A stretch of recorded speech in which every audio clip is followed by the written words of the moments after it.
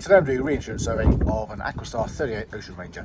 A nice twin-engined motorboat, built in the mid-90s down in Guernsey. And I'm just at the back end doing stern gear checks as part of my normal survey routine. I'm just looking at the anodes fitted to the shafts, and one of them's giving me a bit of a cause for concern. Let me show you why. So it's good to see there's a hull anode fitted here. If I go pan down, we have an anode fitted to the shaft and some rather wasted anodes fitted on the rudders. But anyway, the one I'm most concerned with is the shaft anode, which you can see is right up tight against the bronze P bracket. It's actually rubbing in there.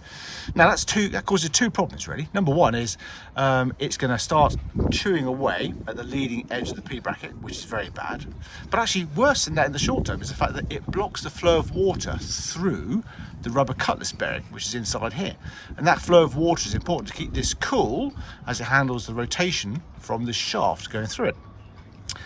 So a quick closer look at this, and if I turn the shaft ever so slightly, you can see the problem starts to become apparent. The anode is quite well wasted here and here, and this means this is now loose. And you can see the gap that's opening up in the anode, between the two halves of the anode bolted together either side. Now the shafts on this boat are stainless steel, and they are 1 2/3 of an inch, so 41.4 millimeters roughly. And of course that's not a standard size for an anode, so my guess is these may well have been 45mm anodes or possibly 1 3/4. Hard to say, but certainly a quick search online didn't find any 1 2/3 anodes that were easy to find. So that might be part of the problem, is that the anodes aren't a perfect fit. So you can see there's a cable tie here on the shaft.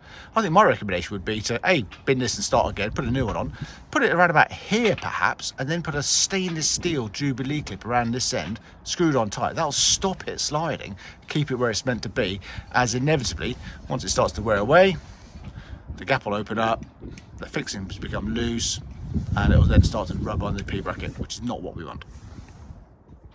Anodes play an important part in protecting the dissimilar metals on your boat from galvanic corrosion. Make sure you fit the right type. If you're in freshwater, magnesium; brackish, aluminium; if you're in the sea, zinc. Although a lot of people are now fitting aluminium anodes to their seagoing vessels because there's less environmental damage caused by the cadmium that's present in a lot of zinc anodes.